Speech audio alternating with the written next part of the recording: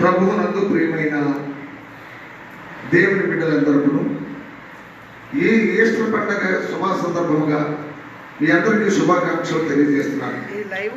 ఇంట్లో ఉండి మరి ఈ యొక్క లైవ్ చూస్తున్నటువంటి ప్రతి కుటుంబాన్ని దేవాది దేవుడు మిమ్మల్ని ఎంతో దీర్ఘాయుష్య చేత శాంతి సంతోష సమస్తానంద చేత దేవుడు గొప్పగా ఆశీర్వదించి దీవించాలని యేసుక్రీస్తు ప్రభువారు సమాధి కలిసినట్లుగా మనము కూడా లోకాన్ని గెలవడానికి సహాయం అందించారని దేవాది దేవుని కోరుతూ ఈ లైవ్లో వింటున్న ప్రతి కుటుంబాన్ని దేవుడు దీవించి ఆశీర్వదించి కాపాడాలని దేవాది దేవుని కోరి ప్రార్థిస్తున్నాం. కాబట్టి యేసుక్రీస్తు ఈస్టర్ పండుగలో మరి సమాధి గెలుస్తాడని ప్రవక్తలు ముందుగా తెలియజేశారు. అలాగే ముందే తర్వాత అనేక మంది ప్రవక్తలు తెలియజేశారు. తర్వాత ప్రభువు కూడా చెప్పారు, నేను సమాధి చేయబడి 3వ రోజున తిరిగి లేస్తానని. కాబట్టి ఈ యొక్క దేవుని యొక్క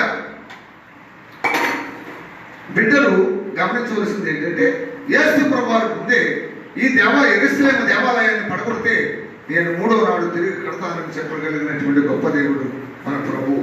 కాబట్టి ఈ యేసయ్య ప్రవక్తలు చెప్పారు, అనేక మంది చెప్పారు, యేసు ప్రభువారు కూడా చెప్పారు, నేను తిరిగి ఈ యొక్క దేవాలయాన్ని కడతాను, లేకపోతే నేను సమాధి గెలుస్తానని చెప్పారు.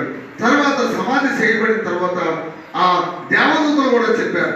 అలాగనే ఆ దేవుడు లెగుస్తాడు అనేటువంటి సువార్తను అనేక మంది ప్రకటించారు.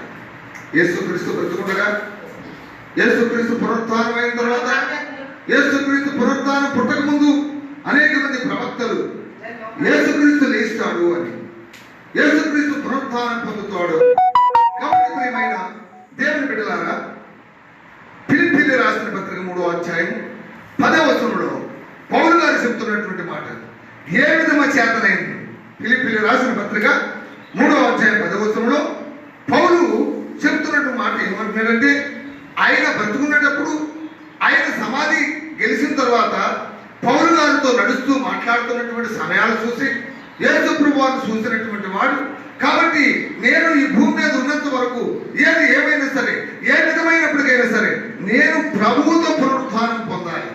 కాబట్టి ఈ విధమైన చేత ఫిలిప్పీయులకు రాసిన పత్రిక 3వ అధ్యాయం 10వ వచనంలో ఏ విధమ చేతనైనను మృతులలో నుండి నాకు పునరుత్థానము కలుగవలనని ఆయన మరణ విషయంలో సమానుభావము గల వాడనై ఆయనను ఆయన పునరుత్థాన బలమును ఎరుగు నిమిత్తము నేను పనిచేయాలని పౌలు అనేక పత్రికలు కూడా రాశాడు, అనేక సంఘాలకు రాశాడు, అనేక గ్రామాల్లో అనేక సంఘాలకు అనేకమైన విషయాలకి రాశాడు. కారణం ఏంటంటే, నేను ఏ విధమ చేతనైనా సరే, అంటే నా దేవుడు చేసినట్లుగా నా దేవుడు కనబట్ల నేను కూడా పునరుత్థానం అవ్వాలి. పౌలుకి ప్రభు కనబడి చెప్తున్నాడు. అందుకని పౌలు కూడా ఆ పునరుత్థానము ఏ విధమ చేతనైనా సరే నేను కూడా పాలి భాగస్తుడిని అవ్వాలి, పునరుత్థానం పొందాలని పౌలు గారు చెప్తున్నాడు. కానీ యేసు ప్రభువును సిలువేసిన తర్వాత రోమా ప్రభుత్వం వారు సమాధి కాపాడాలని పెట్టారు, సమాధి పనులని తొలగించకూడదని ముద్రలు వేసి పెట్టారు. కానీ యేసయ్య ఆ ఆదివారం నాడు తెల్లవారుజామునైనా 3వ రోజున లేచిపోయారు. కాబట్టి కాపలాదారులు ప్రభుత్వం వారి దగ్గరికి వెళ్ళారు. రోమా చక్రవర్తికి ఇంకేముంది, యేసయ్య సమాధి గెలిచి లేనిపోయాడని చెప్పినప్పుడు వారు సమాధి కాపల వారిని డబ్బించి ధనమిచ్చి ఈ వార్త మీరు ఎక్కడ చెప్పొద్దు, ఎవరో వారు వచ్చి ఎత్తుకెళ్ళిపోయారనే సంగతిని తెలియజేయమని చెప్పారు. ప్రభువునందు ప్రియమైన దేవుని పిల్ల, ఈ లాక్డౌన్లో ఇంట్లో ఉండి మీరు ఈ వాక్యాన్ని వింటున్నటువంటి మీరు గమనించవలసిన విషయం. కారణం ఏంటంటే, మరి యేసు ప్రభువుని ఎవరో ఎత్తుకెళ్ళిపోయారని రోమా ప్రభుత్వం వారి కాపలాదారులకి చెప్పి వారికి ధనమిచ్చి వారి పక్షమున వారిని తిప్పుకొని మీరు ప్రభువుని ఎత్తుకెళ్ళిపోయారని చెప్పడానికి వారు చెప్పడం జరిగింది. కాబట్టి ప్రేమైన దేవుని పిల్లలారా, ఈ యొక్క పునరుత్థానమైన యేసయ్యని దొంగగా చేయాలని నిర్ణయించుకున్నారు. కానీ పౌలు చెప్తున్నాడు, మనకు పునరుత్థానం ఉందని చెప్తున్నాడు. కనుక నాకు ప్రభువు కనబడ్డాడు కనుక నాకు పునరుత్థానం ఉంది, మనకు పునరుత్థానం ఉంది అని చెప్తున్నాడు. కానీ మత్తయి సువార్త 27వ అధ్యాయం 28వ వచనాల్లో, మత్తయి సువార్త 27వ అధ్యాయం 28వ వచనాల్లో ప్రియమైన దేవుని బిడ్డలారా, ఈస్టర్ పండుగ సందర్భంగా మరి యేసు ప్రభువు లేస్తాడని చెప్తే మగ్దలేని మరియా ఇంకా కొంతమంది స్త్రీలు పరిమళ ద్రవ్యాన్ని పట్టుకొని సమాధి దగ్గరికి తెరవాల్దామని వెళ్ళారు. ఎడమతో పాటు ఇంకా యవనస్తులు ఎవరు ఉన్నారేమో బండంతో దించడానికి తీసుకెళ్దామని కూడా ప్రయత్నం చేశారు. కానీ వారు వెళ్ళి చూస్తే అక్కడ కనబడేది ఏముందండి? బండ తీసేసి ఉంది. బండ మీద కూర్చున్నటువంటి వాడిని ప్రభువు పబ్లిక్ గా మరియంతో మాట్లాడుతుండగా కూడా ఓ తోటమాలి అంటుంది. ప్రభువుని గుర్తించలేని పరిస్థితి. ఎవరెత్తుకెళ్ళిపోయారు మా ప్రభువుని అని అడుగుతుంది. కాబట్టి మత్తయి సువార్త 27వ అధ్యాయము 28వ వచనాల్లో చదువుకోండి. కాబట్టి కాపల వారికి డబ్బిచ్చి వారు వారి శిశువుని ఎత్తుకెళ్ళిపోయారని వారు చాటింపలేయడం జరుగుతుంది. అపోస్తలుల కార్యము 27వ అధ్యాయంలో ఆనాడు వారు చెప్పడమే కాదు, అప్పుడు సద్దుకయ్యులు అనేటువంటి వారు ఉన్నారు. సద్దుకయ్యులు పునరుత్థానం లేదని, దేవదూతైనను ఆత్మైనను లేదని చెబుతున్నారు. అక్కడ గుంపుల్లో యేసు ప్రభు వారు పునరుత్థానం కాడని సద్దుకయ్యులు చెప్తున్నారు. దేవదూతలైన ఆత్మైనను లేదని వారు చెప్తున్నారు. కానీ పరిసయ్యులు రెండూ కలవని చెప్పుకుందరు. సద్దుకయ్యులు పునరుత్థానం లేదని చెప్తున్నారు, సద్దుకయ్యులు అయితే పునరుత్థానం లేదని చెప్తున్నారు. ఈ తెగలో పునరుత్థానం లేదని ఒక తెగ చెప్తుంది, ఒక తెగ పునరుత్థానం ఉంది, ఆత్మ ఉందని చెప్తుంది. కాబట్టి ప్రియమైన దేవుని పిల్లలారా, కాబట్టి ఓ పాస్టర్ గారు కూడా అంటాడు, అయ్యా ధర్మశాస్త్రం ప్రకారంగా ఒక ఆవిడ ఒక భార్యను చేసుకుంది, ఆ భర్త చచ్చిపోయాడు. ఒక ఆవిడ రెండో భర్తను చేసుకుంది, ఆ భర్త చచ్చిపోయాడు. తర్వాత 5 భర్తను చేసుకుంది, మొత్తం 6 భర్తలు 7 భర్తలు కూడా చనిపోయారు. తర్వాత ఆవిడ కూడా చనిపోయారు. పునరుద్ధానంలో ఈవిడికి భర్త ఎవరు అని అడుగుతున్నాడు. కాబట్టి పునరుద్ధానం ఉంటే వారికి భర్త ఎవరు అని అడుగుతున్నారు. పునరుద్ధానం ఆమె ఎవరికి భార్య అని అడుగుతున్నారు. కాబట్టి ధర్మశాస్త్ర ప్రకారంగా అడుగుతున్నారు. పునరుద్ధానం లేదని ఎగతాళి చేస్తున్నారు. మృతులు పునరుద్ధానము గూర్చి వారిని వినినప్పుడు కొందరు అపహాసం చేస్తున్నారు, కొంతమంది కేలి చేస్తున్నారు, కొంతమంది అవమానపరుస్తున్నారు, కొంతమంది పునరుద్ధానం లేదని చెప్తున్నారు. ఈ ఈస్టర్ పండుగ శుభ సందర్భంగా క్రీస్తు లేచాడని చెప్తుంటే ఇక్కడ కొంతమంది అవమానపరుస్తున్నారు. ఏమండి? కాబట్టి అపోస్తలుల కార్యం 17:32లో మృతులు పునరుత్థానం గురించి వారు వినినప్పుడు కొందరు అపహాస్యం చేసిరి, మరి కొందరు దీనిని గురించి నీవు చెప్పినది ఇంకొకసారి విందమని చెప్పిరి. కాబట్టి ప్రియమైన దేవుని పిల్లలారా, ఈ 2 తెగలు ఎగతాళి చేయడం, అపహాసం చేయడం చేస్తున్నారు. ఈ తెగలకేం పని లేదు. అందుకని 2వ తిమోతి రాసిన పత్రిక 2వ అధ్యాయం 18వ వచనంలో పునరుత్థానముగా దించినని చెప్పుతూ సత్య విషయము తప్పిపోయి కొందరి విశ్వాసమును చేర్పుతున్నారు. కాబట్టి ఇలాంటి వారు ఉన్నారు. పునరుత్థానం గురించి తెలియని వారు ఉన్నారు, పునరుత్థానం లేదని వారు ఉన్నారు, పునరుత్థానమును కేలి చేసిన వారు ఉన్నారు, అపహాసం చేసిన వారు ఉన్నారు, పునరుత్థానం గతించిపోయిందని చెప్పేవారు ఉన్నారు. కాబట్టి పునరుత్థానం లేదని చెప్తున్నారు.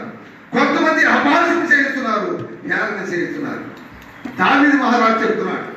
దావీదు మహారాజు అపోస్తలుల కార్యము 2వ అధ్యాయము 31వ వచనంలో క్రీస్తు అనే శబ్దమునకు అభిషేక్తుడని అర్థం.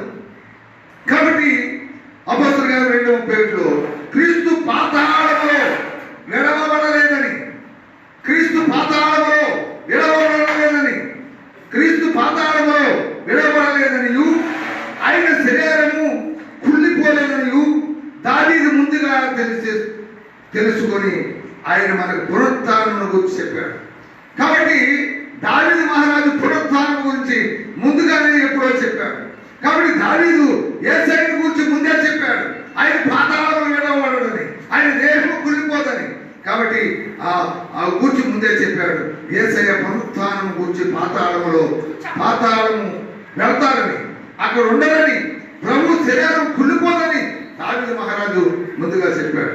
కాబట్టి ప్రియమైన దేవుని బిడ్డలారా, యేసు ప్రభు ముందుగానే చెబుతున్నాడు, నేను పునరుత్థానం అవుతాను, నేను పునరుత్థానం చెందుతాను. అందుకని మత్తయి సువార్త 22వ అధ్యాయం 31వ వచనంలో, మత్తయి సువార్త 22వ అధ్యాయం 31వ వచనంలో, మృతులు పునరుత్థానమును గురించి నేను అబ్రహాము దేవుడను, ఇస్సాకు దేవుడను, యాకోబు దేవుడను అయ్యున్నానని దేవుడు మీతో చెప్పిన మాట మీరు చదవలేదా? కాబట్టి నేను మృతుల పునరుత్థానం గురించి అబ్రహాము దేవుడని, ఇస్సాకు దేవుడని, యాకోబు దేవుడని ఉన్నానని దేవుడు మీతో చెప్పిన మాట మీరు చదవలేదా? దేవుడు పునరుత్థానం ముందే చెప్తే ఇంకా పునరుత్థానం లేదని ఎగతాళి చేయడము, ఎక్కరించడము, కేళి చేయడము. కాబట్టి పునరుత్థానం అంటే బైబిల్లో ఏం చెప్తుందంటే, పునరుత్థానం అంటే బైబిల్ ఏం చెప్తుందంటే, ప్రకటన గ్రంథము 20వ అధ్యాయం 5వ వచనం 6వ వచనం, ప్రకటన గ్రంథము 20వ అధ్యాయం 5వ వచనం 6వ వచనంలో, మొదటి పునరుత్థానంలో పాలుగల వారు ధన్యులు, పరిశుద్ధులైన ఇందులు, ఇట్టివారి మన రెండవ మరణములకు అధికారం లేదు. మొదటి పునరుత్థానంలో పాలు పొందుకున్నటువంటి వారికి రెండవ మరణములో అధికారము లేదు. వారు దేవునికి క్రీస్తుకును యాజకులై క్రీస్తుతో కూడా 1000 సంవత్సరముల రాజ్యం చేయదు. కాబట్టి ప్రియమైన దేవుని పిల్లలు, పునరుత్థానములు రెండే. అయితే పునరుత్థానము వరుసలు 5. కాబట్టి ఆయన వరుస 2 మొదటి పునరుత్థానం క్రీస్తు అయితే, రెండవ పునరుత్థానం సంఘం. 1 కొరింథీయులకు రాసిన పత్రిక 15వ అధ్యాయం 20వ వచనంలో, ఇప్పుడైతే నిద్రించుతున్న వారు ప్రథమ పరముగా క్రీస్తు మృతులలో నుండి లేపబడి ఉన్నారు. ప్రేమించవల ప్రపంచవ్యాప్తంగా ఇది మొదటి పునరుత్థానం. కాబట్టి 1 కొరింథీయులకు రాసిన పత్రిక 15వ అధ్యాయం 23వ వచనంలో, ప్రతి వాడు తన వరుసలోనే బ్రతికింపబడు. ప్రథమ పరముగా క్రీస్తు, తర్వాత క్రీస్తు వచ్చినప్పుడు ఆయన వారు బ్రతికింపబడదు. కాబట్టి ఎవరైతే క్రీస్తుతో ఉంటారో ఆయన వారుగా ఉంటారో, కాబట్టి వారు బ్రతికింపబడదు. ప్రతి వారు తమ తమ వరుసలలో బ్రతికింపబడదు. ప్రథమ పరముగా క్రీస్తు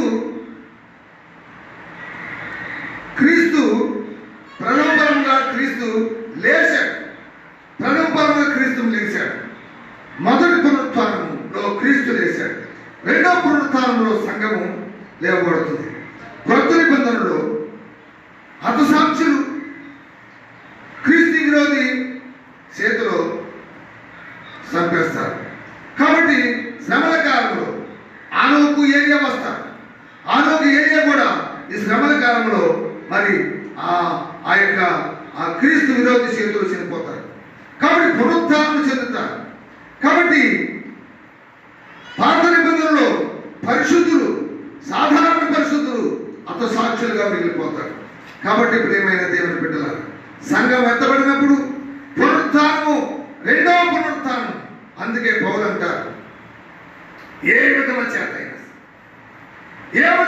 అయినా సరే నేను నా ప్రభువును చూశాను, పునరుత్థానం పొందాను, నేను కూడా పునరుత్థానంలో పొందుతాను. కాబట్టి యోహాను సువార్త 5వ అధ్యాయం 29వ వచనంలో, మేలు చేసిన వారు జీవ పునరుత్థానమును, మేలు చేసిన వారు జీవ పునరుత్థానమును, కీడు చేసిన వారు తీర్పు పునరుత్థానమును బయటకు వచ్చారు. 1 జీవ పునరుత్థానం, 2 తీర్పు పునరుత్థానం. ఆయన కాలం వస్తుంది కాబట్టి అందరూ దేవుని కుమారుని శబ్దం వింటారు. అప్పుడు సమాధుల్లో ఉన్న వారు అందరూ కూడా లేస్తారు. అక్షయులుగా లేపబడతారు.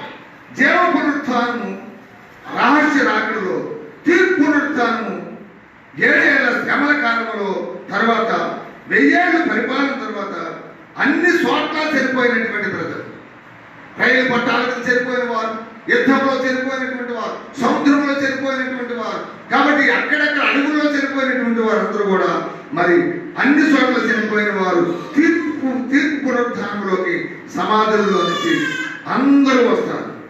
అంటే అందరూ జడ్జిమెంట్కి వస్తారండి. కాబట్టి మనకిచ్చిన ఆ తీర్పు పునరుత్థానంలో సకల పాపులు ఉంటారు, పునరుత్థానంలోకి వస్తారు. గొర్రెలు జీవ పునరుత్థానం. కాబట్టి మత్తయి సువార్తలో రాస్తారు, మత్తయి సువార్తలు 25:34లో, నా కుడివైపు ఉన్నటువంటి వారు, నా తండ్రి చేత ఆశీర్వదింపబడిన వారు, ఇదిగో మీకు లోకం పుట్టిన మొదలుకొని ఏర్పాటు చేసిన ఈ యొక్క రాజ్యమును స్వతంత్రించుకోండి అంటారు. కాబట్టి జీవ పునరుత్థానం అది చెందుతారు.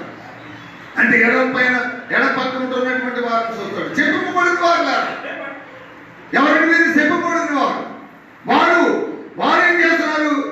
వారి మేకలండి, పాపం చేసిన వారండి. కాబట్టి వారు దుష్ట సంబంధులండి, వీరు రక్షణ సంబంధులండి. గొర్రెలు రక్షణ సంబంధులు, రక్షణ పొందిన వారు. మేకలు దుష్ట సంబంధులు, జీవ పునరుత్థానం చెందుతారు. యోగ గ్రంథం అందుకని 14 అంటారు, మరణమైన తర్వాత నరులు బతుకుతారా? కాబట్టి నరులు బతుకు అలా ఉండి నేను 5 జన్మలను నేను కనిపెట్టుకుని ఉంటాను. కాబట్టి ఏ విధంగా చేతనైనా సరే నేను పునరుత్థానం పొందాలి. కాబట్టి అని పౌలు అంటాడు. కాబట్టి పౌలు యోగు ఒక మాట చెబితే తప్పిపోతాడు. ఎన్ని కష్టాలైనా తట్టుకున్నాడు, బిడ్డలు పోయిన, ఆస్తి పోయిన, సర్వం పోయినా. కాబట్టి జీవ పునరుద్ధానం కొరకు నిలబడ్డాడు. మరణమైన తర్వాత మనుషులు బతుకుతారు. కాబట్టి సాతాను పెట్టిన హింసలను లెక్క చేయలేదు.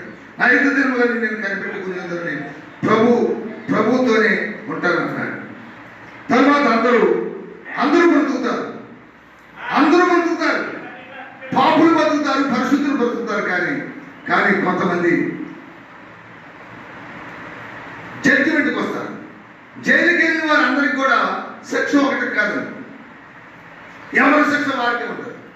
కొంతమంది 2 నెలలు వదులుతారు, కొంతమంది 2 సంవత్సరాలు వదులుతారు, కొంతమంది 7 సంవత్సరాలు వదులుతారు, కొంతమంది 20 సంవత్సరాలు వదులుతారు, కొంతమందిని ఊరు తీసేస్తారు. శిక్షలు వేరుగా ఉంటాయి. అలాగని ప్రియమైన దేవుని బిడ్డలారా, అలాగే మన పునరుత్థానము జీవ పునరుత్థానం 1వ దశలోనికి రాసిన పత్రిక 4వ అధ్యాయం 16 నుంచి 18 వరకు చూస్తే, ఆర్భాటముతోను దేవుని బోధతోను పరలోకం నుండి ప్రభువు దిగి వచ్చారు. క్రీస్తునందుండి మృతులైన వారు మొదట లేతురు. 17 రోజుల్లో ఆమె ఎదుట సజీవులమై నిలిచి ఉండు మనము వారితో కూడా ఏకముగా ప్రభువుని ఎదుర్కొనుటకు ఆకాశమండలమునకు మేఘం మీద కొనుకోబడింది. కాగా మనము సదాకాలం ప్రభుతో కూడా ఉందము. కాబట్టి జీవ పునరుత్థానం ప్రభుతో ఉంటాం. అందుకోసం మనం ఒకరినొకరును ఆదరించుకోవాలి. కాబట్టి జీవ పునరుత్థానం సత్యని లాజరును బ్రతుకున్నాడా? సదాకాలం ప్రభుతో ఉన్నాడు. చచ్చిపోయే లాజరు మళ్ళీ చచ్చిపోతాడు, బతికించాడు. లాజరును బతికించాడు, జీవ పునరుత్థానం ఉండదు. చనిపోయి సమాధి చేయబడి లాజరు సచ్చిన లాజరును చక్కగా పిలిచాడు, బయటికి రమ్మని ఆదేశించాడు. కుళ్ళిన శవముకు జీవమునిచ్చాడు, మళ్ళీ ఏం చేశాడు? బ్రతికించాడు. కుళ్ళిన శవానికి జీవాన్ని ఇచ్చాడు, మళ్ళీ బ్రతుకునిచ్చాడు. కాబట్టి ఆ పునరుత్థానం పాలులో ఉండాలి. ప్రభు సచ్చిన లాజరును బ్రతికించి ఉన్నాడు, సదాకాలం ప్రభుతో ఉన్నాడు, ప్రశాంతంగా ఉన్నాడు లాజరు. ఈ లాజరు కాదండి, ఆ లాజరు ధనవంతుడు. లాజరు చనిపోయాడు, కానీ ఆయన పరలోకంలో ప్రశాంతంగా ఉన్నాడు. కానీ ఈ లాజరు ధనవంతుడు చనిపోయాడు, కానీ ఎలాగైనా ధనవంతుడు బ్రతికై ఉన్నాడు, అగ్నిగుండంలో ఉన్నాడు, వ్యాధిలో ఉన్నాడు, శోధలో ఉన్నాడు. ప్రకటన గ్రంథం 20వ అధ్యాయం 6వ వచనంలో ఈ మొదటి పునరుత్థానంలో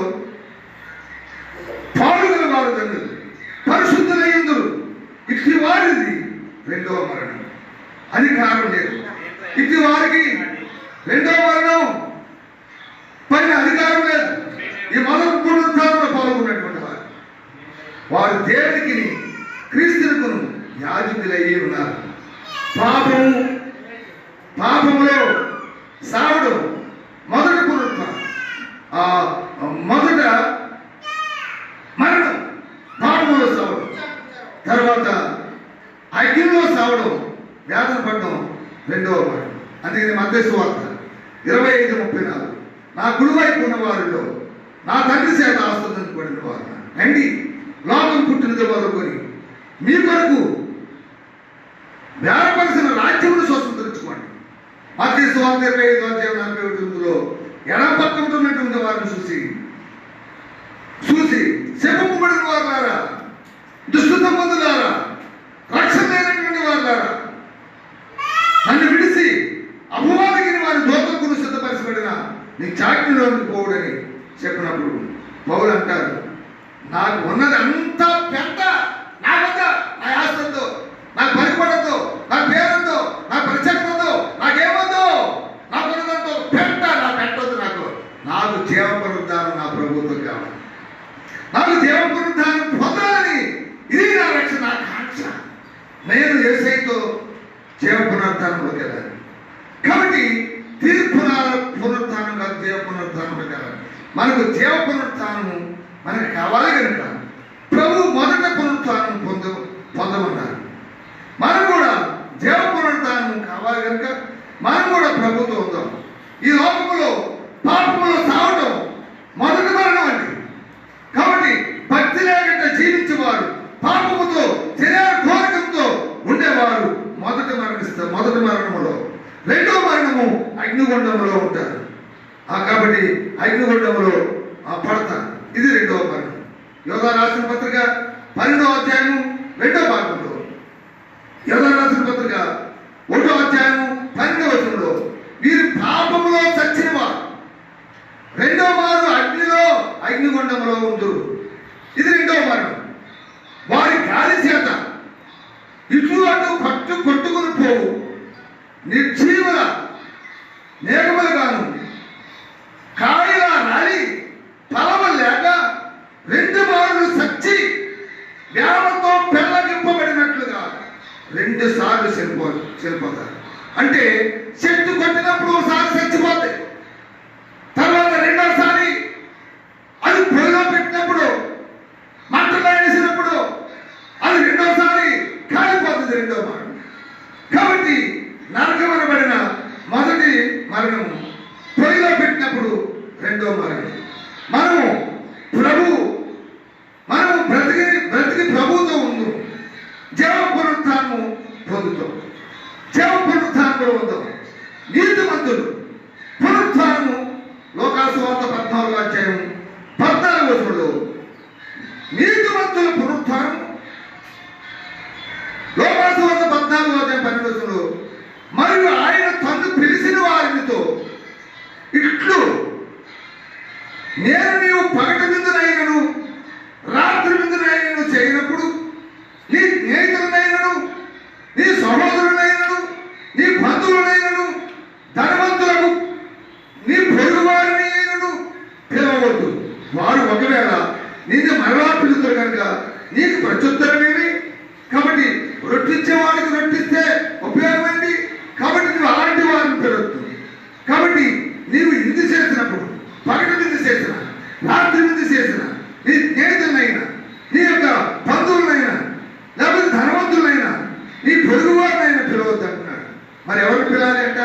లోకాసు వార్త 14వ అధ్యాయం 13వ వచనంలో అయితే నీవు విందు చేయనప్పుడు పేదలను, అంగహీనులను, గుడ్డివాడులను, గుడ్డివాడులను పిలువు. నీతిమంతుల పునరుత్థానము నాడు నీకు ఈ ప్రత్యుత్తరము కలుగు. కాబట్టి నీవు వారికి పెడతావు కానీ వారు నీకు పెట్టలేరు. కాబట్టి ఈ ప్రత్యుత్తరం నీకు నీతి పునరుత్థానంలో కలుగుతాయి.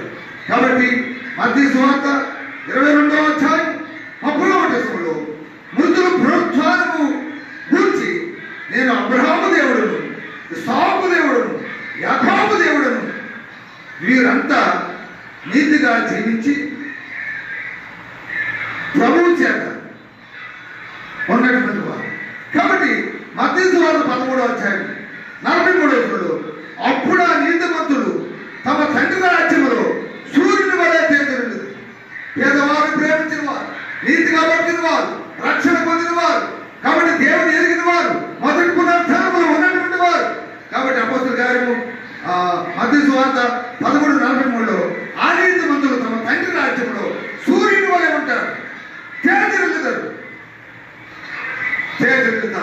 సూర్యుడిలా ప్రకాశిస్తారు, తండ్రి రాజ్యంలో ప్రకాశిస్తారు.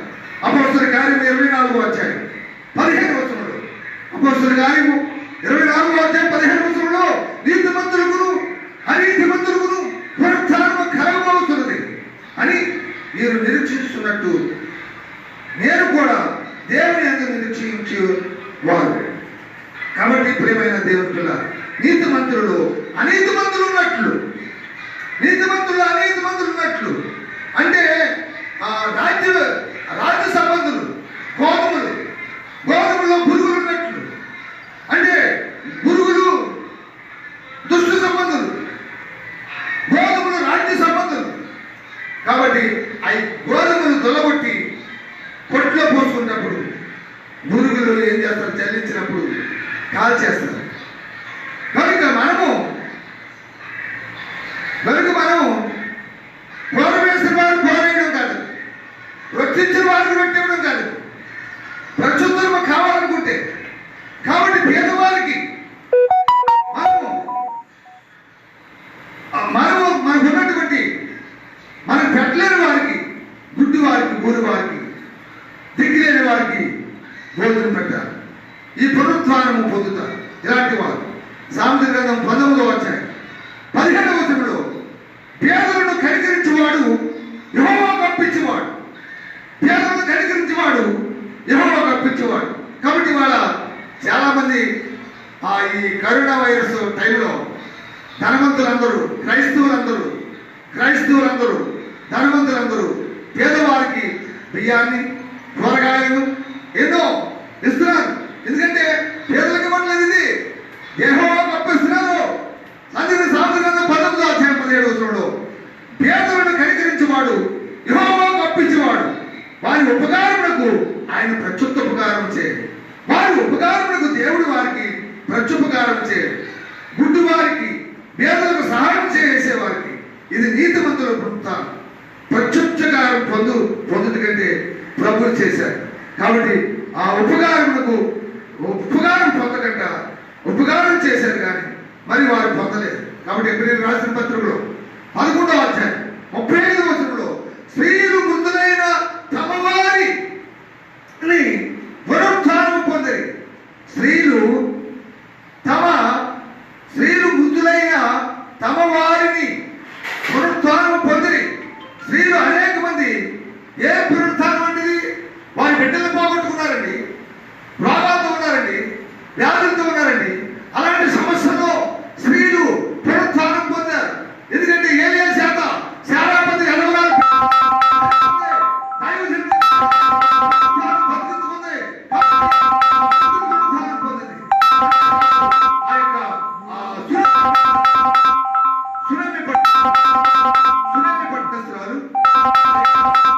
చనిపోతే ఎలీషా దగ్గరికి, కర్మేలు పర్వతం దగ్గరికి వెళ్ళి ఆ యొక్క బిడ్డను రక్షించుకుంది, బతికించుకుంది.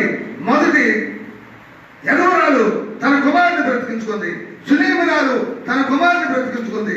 ఇలా అశాశ్వతమైన పునరుత్థానం. కాబట్టి మరికొంతమంది అశాశ్వతమైన శాశ్వతమైన పునరుత్థానం పొందేది. మీరు మరియా మార్త కూడా, లాజరును కూడా ఏంటంటే వచ్చి రక్షించుకున్నారు. యేసు ప్రభువారు వచ్చి అడిగితే లాజరుడికి ఎక్కడ లాజరండి ఎప్పుడో సమాధి అయిపోయాడు అన్నారు. కానీ వారుకున్న ప్రేమ చేత తన తమ్ముడైన లాజరును కూడా తాత్కాలిక పునరుత్థానం, రోగులు ఉన్నారు స్వస్థత పొందారు. మళ్ళీ బతికారు కానీ వాళ్ళ తర్వాత చచ్చిపోతారు. కానీ ఈ పునరుత్థానం అలా కాదు. కాబట్టి రోగులుగా ఉన్నవారు స్వస్థత పొందారు. శ్రేష్టమైన పునరుత్థానం. చనిపోయిన వారు బతికారు. కాబట్టి ఇది శ్రేష్టమైన పునరుత్థానం. పౌలు అంటాడు నా యొక్క ఉన్న ఆస్తి కానీ, నా పేరు కానీ, నాకున్న సమస్తము కానీ పెంటతో సమానం, పెంటతో ఎంచుకున్నాను అంటున్నాడు. కాబట్టి దానియేలు అంటాడు శ్రేష్టమైన పునరుత్థానం కొరకు కనిపెట్టుకున్నాడు. దానియేలు నువ్వు ప్రార్థన చేసావంటే సింహాసనంలో పడేస్తామన్నట్టు. దానియేలు ప్రార్థన చేయగలుగుతుంటే ఆ స్థితికి రాపోలేదు. కానీ దానియేలు కాబట్టి ఈ లోక మరణానికి భయపడలేదు. కానీ పునరుత్థానం కొరకు, మొదటి పునరుత్థానం కొరకు ఆయన ఉన్నాడు. కాబట్టి నాకు దేవుడే కావాలని ప్రార్థన చేశాడు. కాబట్టి జీవించబడ్డాడు. దేవుని స్తోత్రం. కాబట్టి ఉన్నాడు. మెస్సకు, చంద్రకు, అబద్ధిగో దేవుని నెబుకద్నెజరు రాజు పెట్టిన బొమ్మకు ఒక మొక్కితే అగ్నిగుండం లేదు, కానీ ఇది తాత్కాలికమైనటువంటిది అనుకున్నారు. కాబట్టి నిజమైన పునరుత్థానం కొరకు అగ్నిగుండములు లెక్క చేయలేదు. కాబట్టి అగ్నిగుండములో పునరుత్థానం కలిగింది. కాబట్టి ప్రియమైన దేవుని పిల్లలారా, కాబట్టి శ్రేష్టమైన పునరుత్థానం కొరకు మీరంతా దేవుని రాజ్యము ఉన్నతమైన పునరుత్థానం, దేవుని రాజ్యము ఉన్నతమైన పునరుత్థానం ఏ విధమైన చేతనైనా మృతులలో నుండి నాకు పునరుత్థానం పొందుతాము అని నిరీక్షణ కలిగిన వారు ఉన్నారు.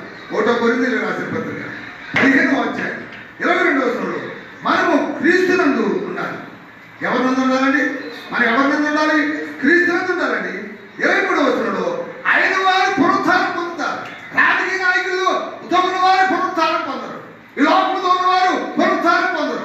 కాబట్టి వ్యభిచార సహవాసంలో ఉన్నవారు పునరుత్థానం పొందరు, పాపపు లోకంలో ఉన్నవారు పునరుత్థానం పొందరు. కానీ వారు దేవుని తెలుసుకొని ఉన్నారు, దేవునితో ఉన్నారు.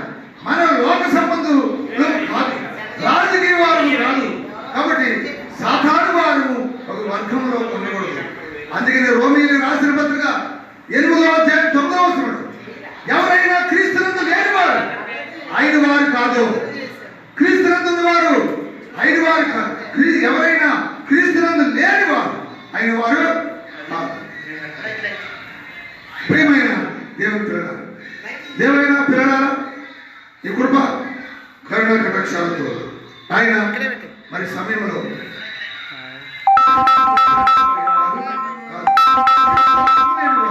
ఆయన వారు కాబట్టి 11వ లేపి, కాబట్టి మనము కూడా కనుక ప్రియమైన దేవుని పిల్లలారా, కాబట్టి సొలొమోను చెప్తున్నాడు, నా ప్రియుడు నావాడు, నేను ఆయన దానిని, మనము ఆయన వారిగా జీవించాలి. పౌలు నేను ఆయన వాడని చెప్తున్నాడు. కాబట్టి 1 కొరింథీయులకు రాసిన పత్రిక 15వ అధ్యాయం 29వ వచనంలో మృతుల కొరకు బాప్తిసం పొందుతున్నారు, మృతుల కొరకు బాప్తిసం పొందుతాం, దానికి లేపబడతాం. పాతి పెట్టడం పాపపు లక్షణం, పాపములు బాధ పెడుతున్నాం. కాబట్టి మనము జన్మకర్మ పాపములను బాధ పెడుతూ ఉన్నాం. కాబట్టి తిరిగి చెల్లించుతున్నాం, పునరుత్థానంలో లేపబడతాం. కొలస్సీయులకు రాసిన పత్రిక 2వ అధ్యాయం 12వ వచనంలో బాప్తిసమందు ఆయనతో కూడా పాతి పెట్టబడి క్రీస్తుతో కూడా పునరుత్థానము మనం పొందుతాం. పాపములు అన్ని పాతి పెట్టబడడం బాప్తిసం అంటే. కాబట్టి తిరిగి జన్మించడం, కాబట్టి క్రీస్తులో జన్మించడం. యోహాను సువార్త 6వ అధ్యాయం 54వ వచనంలో నా శరీరము ని తిని నా రక్తమును త్రాగిన వాడు అంచె దినములందు వాడిని నేను లేపుతాను. 1 కొరింథీయులకు రాసిన పత్రిక 11వ అధ్యాయం 26, 28, 31లో మీరు ఈ రొట్టెను తిని ఈ పాత్రలో త్రాగినప్పుడల్లా ప్రభు వచ్చినని చూపించారు. ప్రభు వచ్చిన వరకు ఆయన మరణమును ప్రచురించండి. కాబట్టి 25వ వచనంలో కాబట్టి ప్రతి మనుషుడు తను తాను పరీక్షించుకోవాలి. అలాగే నా రొట్టెను తిని ఆ పాత్రలో తాగినప్పుడల్లా 31వ వచనంలో అయితే మనల్ని మనమే విమర్శించుకొని ఎడల తీర్పు పొందుతాం. బలారాధనలో యోగ్యముగా జీవించాలి. బలారాధనలో మనం పరీక్షించుకోవాలి. బలారాధనలో మనం ఆయనతో జీవించడానికి ఇష్టపడినప్పుడు మనం నేరు పునరుత్థానంలోకి వస్తాం, మొదటి పునరుత్థానంలోకి వస్తాం. కాబట్టి యేసు పండుగలో ఈ లైవ్ చూస్తున్నటువంటి కుటుంబాన్ని దేవుడు దీవించి ఈ యొక్క మొదటి పునరుత్థానంలో పాల్గొనే బాధ్యత దయచేయండి. ఈ లైవ్ లో చూస్తున్న ప్రతి బిడ్డను దీవించమని సర్వశక్తి గల సర్వేశ్వరుడా, ఈ మాటలు మీరు దీవించి ఆస్వాదించడం నాకు బలాన్ని శక్తి దయచేయండి. ఈ లోకంలో ఉన్నటువంటి కరుణ వేడిసిన సర్వేమ యేసు పరిశుద్ధ నామంలో ఈ ప్రార్థన మనం వేడుకుంటున్నాం తండ్రి. ఆశీర్వదించండి దేవ పాట లైవ్ పాట